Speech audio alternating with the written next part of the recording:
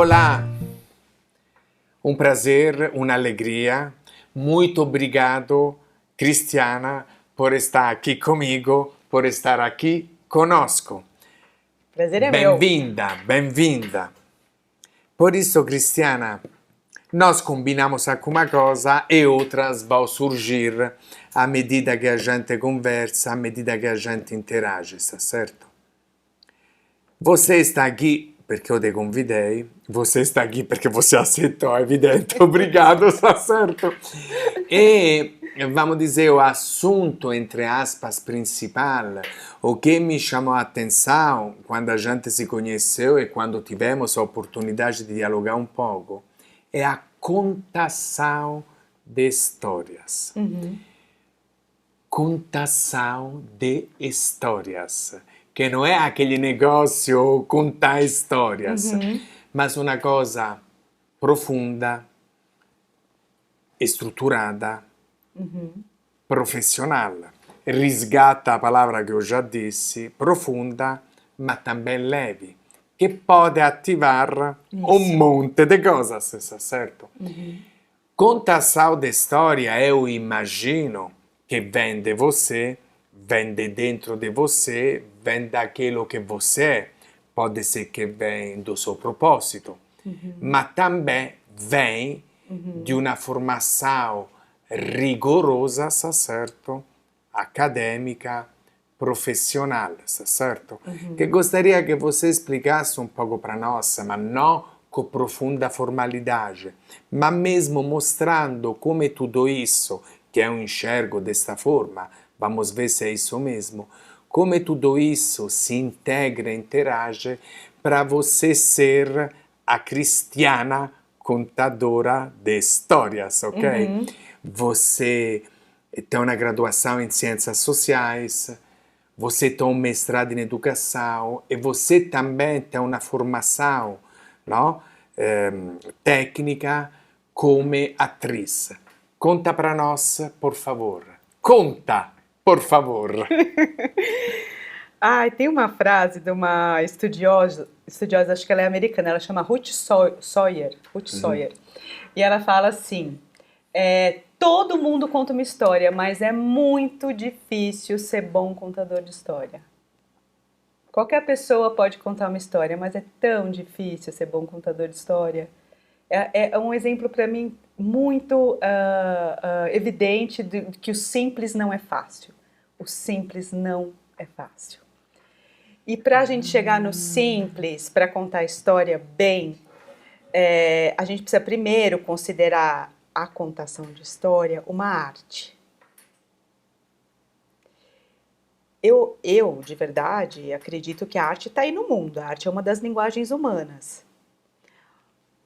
Quando eu afirmo a contação de história como arte, o meu desejo, né, para as pessoas que têm essa curiosidade de aprender, é entender que assim como a música, o teatro, a dança, existe uma série de técnicas e maneiras e práticas e apreciações que você precisa fazer para se formar um bom contador de história. Isso se aprende? Se aprende. Se aprende assim, acho que se a gente for pensar num triângulo assim do ensino e aprendizagem da arte, numa ponta do triângulo, isso é uma referência da Ana May Barbosa, que é uma professora, numa ponta do triângulo está praticar. Então, como você vai praticar? Tem diversas maneiras de você entrar no universo da narração de história. Você pode fazer, como eu, um curso de teatro, para você ter uma expressividade mais desimpedida. Você pode praticar olhando pessoas isso aí também é outra que acho que tem mais a ver com as sociedades tradicionais dos bons contadores de história. Praticar com os mestres contadores de história. O que eles têm para nos oferecer? Como técnica, como atributo vocal e gestual? Como que eu colo em alguém que eu confio, que conta história bem e aprendo com essa pessoa? Né? Outra dimensão, André, é você estudar. Tem uma bibliografia imensa assim, sobre a arte de contar histórias. Tem livros específicos sobre esse saber. Então você pode estudar sobre, em profundidade essa técnica ancestral de passar o conhecimento, né? E também você se juntar, isso eu acho bastante importante, você se juntar com pessoas, você ter grupos, você conseguir ter o seu coletivo de apoio e de feedback sobre o que você faz como contador de história. Ninguém aprende sozinho. Eu posso até aprender sozinha, vai. Eu posso até observar, ir atrás e fazer um curso na internet, mas leva tempo. É algo que leva tempo. É muito importante você ter a sua rede de apoio para aprender essa arte. Como qualquer pessoa. Se você é músico, você não tem que ter um grupo, você não tem que trocar com outras pessoas. Então, assim, eu sou uma militante disso mesmo. Eu acho que a pessoa tem que estudar muito para ser contador de história, sabe? Estudar principalmente a si mesmo. Gratidão, gratidão. Eu vou te fazer uma pergunta, mas antes vou destacar uma coisa. Eu já falei isso algumas vezes, está certo? É simples, você disse, mas não é fácil. Por isso, entender o conceito, mas depois, não? Fazer. Ou seja, o fato que é simples não significa que você pega e vai fazer. O fato que você tem um entendimento, hipoteticamente, de um conceito, não significa que você aí já sabe fazer. Por isso, acho que é uma reflexão muito importante na saúde e na vida. Não? Quando a gente fala, por exemplo, de promoção da saúde, dos pilares do estilo de vida, de coisas que a maioria das pessoas se sabe. É simples entender, mas não é fácil para fazer. Esse paralelismo que eu fiz faz sentido para você? E dois, a pergunta que eu disse que ia te fazer. A sua formação, não, rigorosa, acadêmica e o teatro, por isso, te ajudaram a se formar, a se fortalecer, a se identificar, a se reconhecer na contação de histórias? Sim, sim.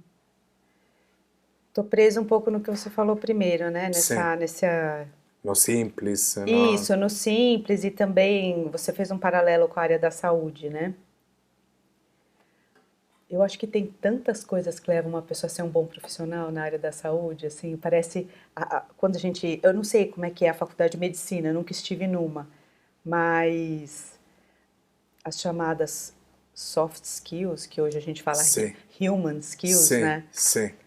Gente, é impressionante, assim, o contato com o humano, a gente saber que você... Eu não sei quem que eu vi dizendo isso, agora me perdi o nome da pessoa, mas que a pessoa entra ser humano e sai médico da faculdade. Então, assim, o que esse simples, que parece que é assim, a pessoa é natural dele ser assim, é natural de tal pessoa. Eu acredito que tudo pode ser aprendido, não é? Assim, tudo pode ser aprendido, então esse simples pode ser aprendido também. Não é dado como um dom divino, assim. Tem pessoas que são assim, tem pessoas que não são assim, né? E acho que nesse ponto a arte e a saúde tem muito a trocar, né? O que a minha formação me deu de fundamento? Bom, essa formação em teatro, ela me deu uma formação humana, assim, muito profunda, no sentido de que quando você se vê vários, você faz personagens, você se experimenta de maneiras diversas, você consegue ver as pessoas também de maneira mais diversa. Abre-se um mundo de possibilidades. Então, isso da gente fazer, assim, experimentar o corpo de diversas maneiras, ser desafiado a fazer tal e tal personagem, ou ser desafiado a entrar em tal, ler tragédia grega, ler um texto do Machado de Assis, ler o texto... Isso amplia muito a visão do que é o ser humano. O ser humano na sua inteireza mesmo, na sua dor, no seu lugar de maior obscuridade, no seu lugar de maior luminosidade. Então, como material do humano, me ajudou muito, muito, muito, muito estudar os assuntos do teatro.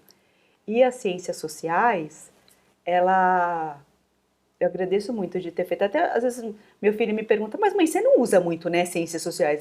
De fato, eu não uso muito assim na prática, no meu fazer do gabinete, eu não tenho essa prática, né, como pesquisadora. Mas as ciências sociais me deu uma dimensão de como as coisas não são naturais. Não é natural, por exemplo, que algumas pessoas tenham acesso à saúde e outras pessoas não. Um olhar que desnaturalizava as coisas, que olha para a sociedade, peraí, é assim, mas talvez não tenha que ser assim. Esse não ter que ser assim e você olhar com um olhar de como que isso pode ser transformado, as ciências sociais me ajudou muito a desnaturalizar as coisas, sabe? Acho que é isso. Gratidão, gratidão pela sua reflexão e pela contra-reflexão sobre o simples, vamos dizer, e o fácil, e também um pouco esclarecendo um pouco mais para nós da sua caminhada acadêmica dentro da sua formação e desse universo da contação de histórias, está certo? Por isso, voltando um pouco a falar do simples, você falou dos soft skills ou human skills, ou seja, o hard skill é necessário, correto? Ou seja, a formação técnica naquilo que você se predispõe a fazer é necessária. Mas na saúde você fez o exemplo médicos, no meu caso, e profissionais da saúde de uma forma geral. Mas como em outras áreas e como em outras formas de atuação, o ser bom tecnicamente, entre aspas, não te garante o sucesso. É necessário, mas não é suficiente. Ou seja, e aí, novamente, ir um pouco além. Ah, mas se eu fiz isso, eu passei na prova, eu sei a posologia, eu sei que tem que fazer. Sim, é necessário, é importantíssimo, é fundamental. Mas também, como eu explico, por exemplo, para o paciente, como eu converso com os familiares do paciente, com os entes queridos, com as pessoas que se preocupam, que sofrem junto com ele, enfim, com toda uma dinâmica de vida. E aí você disse também, não? Ou seja, é aquilo que se fala, é como se fala, e não é só uma questão, sei lá, romântica. Não, isso ajuda a melhorar o cuidado. Isso ajuda também, inclusive, a fortalecer, hipoteticamente, ao cuidado, o autocuidado daquela pessoa que você está tentando ajudar. Por isso, de fato, se focar na técnica é absolutamente necessário, Claro. mas também saber que isso em si não é suficiente, isso não te garante o melhor resultado, o melhor serviço, o melhor cuidado. Sim, sem dúvida. E isso se aplica, não sei qual é a sua opinião, a qualquer área, não só profissional, mas a vida como em tudo. Faz sentido para você? Sim, se aplica à vida como um todo, sim, sim. E às vezes eu acho que a gente consegue acessar as pessoas justamente por esse lugar da nossa humanidade, né? De você também ter... você estabelece um estado empático com as pessoas ou com o seu trabalho, enfim, você tem esse estado de empatia justamente porque você vê em você, o que está precisando, né? As suas fragilidades, as suas vulnerabilidades, a falta que você tem, né, em relação à sua a sua formação mesmo. Essa autoanálise é muito importante, né? Sim. E se você me permite, temos pouquíssimas certezas na vida. Sim. Uma delas é que somos imperfeitos. Isso. Por isso, alguma coisa sempre vai faltar, certo? Alguma coisa que eventualmente poderia ser melhorada. Sempre vai existir, é evidente, um pouco de saudável equilíbrio. Mas que eu quero dizer por isso que, per esempio, quando riconoscesse em julgamento a própria vulnerabilidade, como você disse, e de fato saber que tem muita coisa que a gente não sabe fazer ou que a gente não sabe mesmo, não tem problema nenhum. Claro. E não tem problema nenhum, perché Claro. acontece com todos, acontece Sim, com todos os seres sim, humanos. sim, E por isso a importância também do trabalho em equipe, a importância de estar junto, a importância de buscar outras formas também para estimular a própria curiosidade, a abertura, a aprendizagem. E aí eu te pergunto, você atua prestando serviço come consultora, enfim, em ambientes corporativos, onde eventualmente você elabora, planeja, dependendo das demandas de chi te contrata, evidente, e do ambiente, treinamentos, ok? Como a contação de histórias entra em tudo isso? Per esempio, in un treinamento para funcionários de um ambiente corporativo. Eu sei que você faz isso, ainda bem. Sim. Eu sei que as pessoas, as empresas te procuram para isso. Eu, particularmente, não tenho dúvida que é algo que pode fazer a diferença. Conta um pouco para nós. Tá. Eu acho que eu vou te contar, talvez, um dos trabalhos mais difíceis que eu fiz, para você ter uma, né? Depois da pandemia de coronavírus, eu fiz um trabalho dentro dos call centers, com os atendentes de call center. Sim. É um público, primeiro, assim, muito, de alguma maneira, colocado à margem na sociedade, pela própria função ali que se estabelece dentro de um call center, do quanto que eles trabalham, do quanto que é remunerado, do quanto que essas pessoas estão de trás de uma máquina, né? A sociabilidade é junto ali com o cliente e pouco se faz em conjunto, né? É um trabalho difícil, são pessoas muito jovens, com pouca perspectiva de vida, e assim, o turnover estava absurdo nessas agências de call center.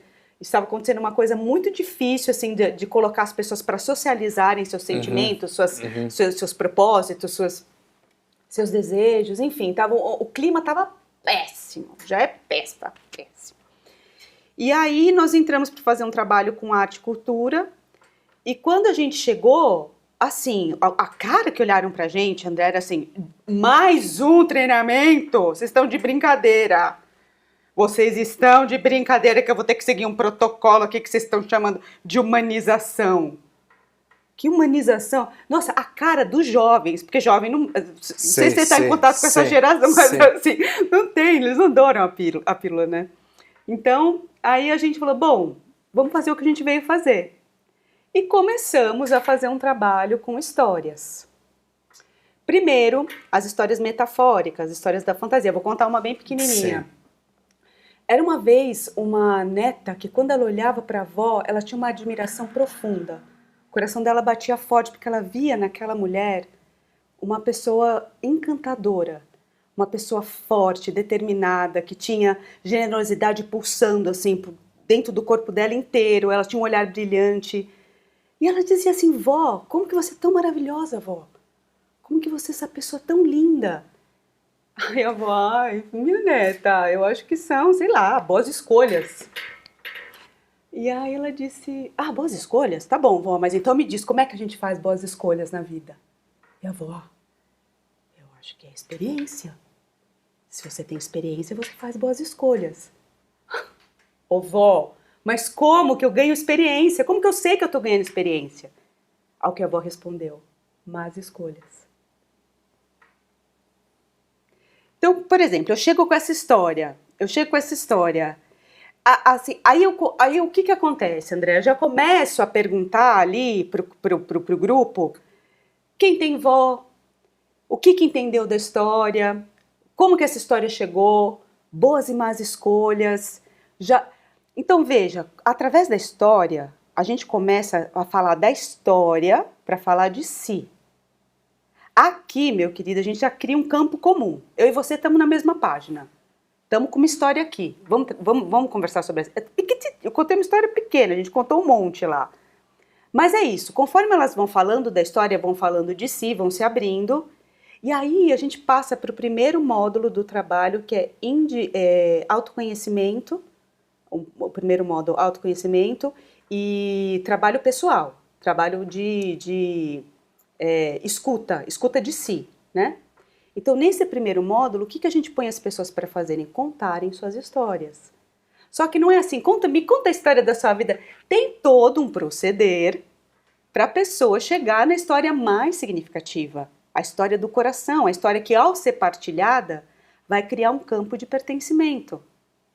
É magia.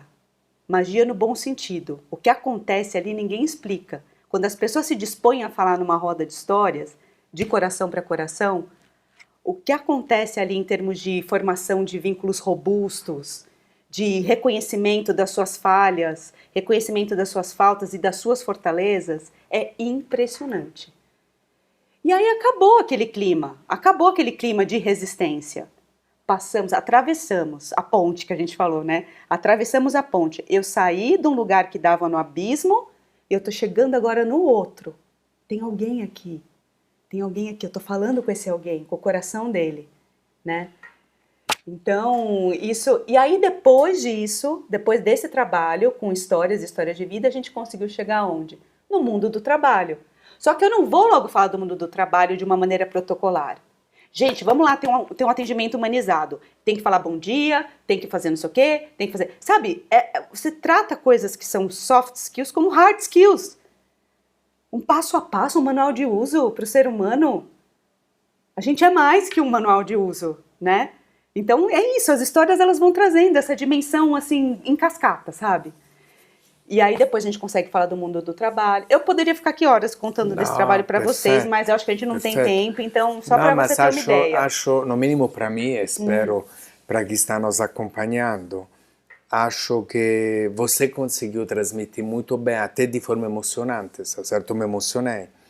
Que vou te dizer que de repente também nada contra os passo a passo, nada contra, vamos dizer, um manual, mas não pode ser só o manual. Não pode ser vivo. Só... Exatamente. O manual vivo, né? Exatamente. E aí acho que quando, pegando um pouco o exemplo que você, a história que você compartilhou conosco, quando você consegue que outro, ou quando eu consigo que eu mesmo, me percebo mais, sinto melhor o ambiente onde eu estou, de repente, uma ideia não muito positiva que eu tinha, quero dizer, pode ser que a visão mude um pouco.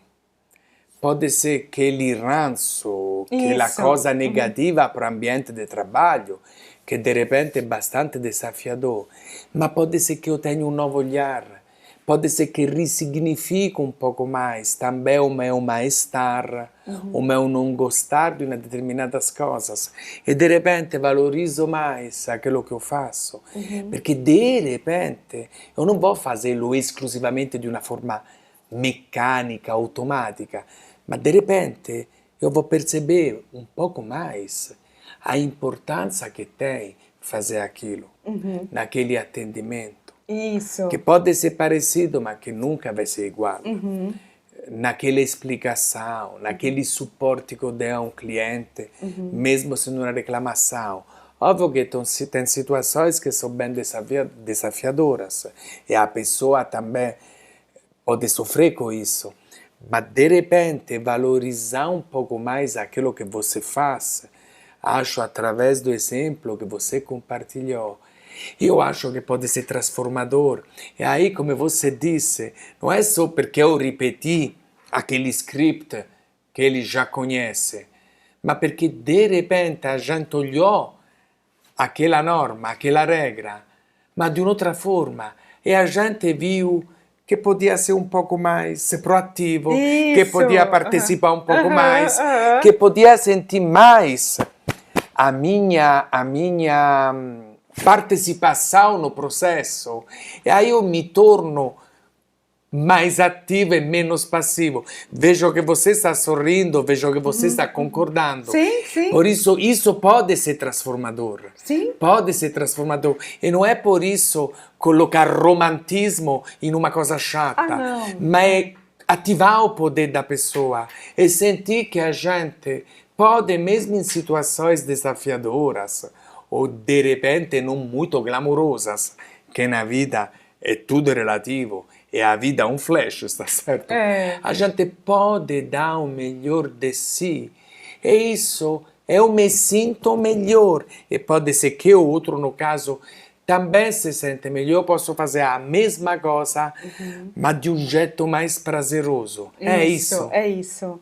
Nossa, conforme você foi falando, eu fui pensando assim... É um entusiasmante. Não, você se entusiasmou, mas eu fiquei pensando assim, o envolvimento, a gente se envolver com as coisas, é tão necessário, mas é algo assim que eu sinto a nossa sociedade com muito medo de se envolver com as coisas, e por isso as coisas ficam mortas, elas não ficam vivazes, né? Então, quando você foi falando do seu envolvimento, que torna tudo vivo, eu fiquei pensando, André, me veio isso assim, em qual medida o envolvimento pode ser um mapa do tesouro, em qual medida o envolvimento pode ser o estar suscetível a algo que você não gostaria que acontecesse com você, sabe? O ônus e o bônus de você se envolver com as coisas, com as situações, de você estar próximo, de você estar ali de corpo e alma. Porque é isso, né? Eu vejo muitas pessoas não fazendo isso. Por exemplo, os atendentes do call center. Eles só recebem reclamação. Eles não podem ficar se envolvendo com as reclamações do cliente, ambiente é desafiador, com certeza. Entendeu? Só que eles tinham histórias muito bonitas de momentos que eles ouviram um senhor e uma senhora dizer do seguro, dizer... E trazer para eles um sentimento de, nossa, são dois seres humanos aqui conversando. Eu não sou mais esse número, ou esse nome fantasia que eu recebo no... E olha, assim, eu acredito que isso é saúde. É saúde, essa que é vida melhor. E por isso, já finalizando, ela falou o mapa do tesouro. O mapa do tesouro. Entendeu? Poderia compartilhar com todos nós, mas tudo bem, tudo bem. Mas, de fato, você compartilhou um pouco o mapa do tesouro. Ou seja, às vezes o tesouro está dentro de nós, numa mente. A gente às vezes não se dá o devido valor e de repente às vezes não dá o devido valor a quem está perto de nós. Aí evidentemente a gente vai embora pensando, mas as coisas estão perto, as coisas estão dentro. Por isso acho que se ressignificar, por exemplo, gratidão, através de uma contação de história, pode ser realmente transformador num ambiente de trabalho e melhorar os processos e otimizar os resultados, mas, sobretudo, em viver melhor. Isso. Gratidão. Muito, muito obrigado!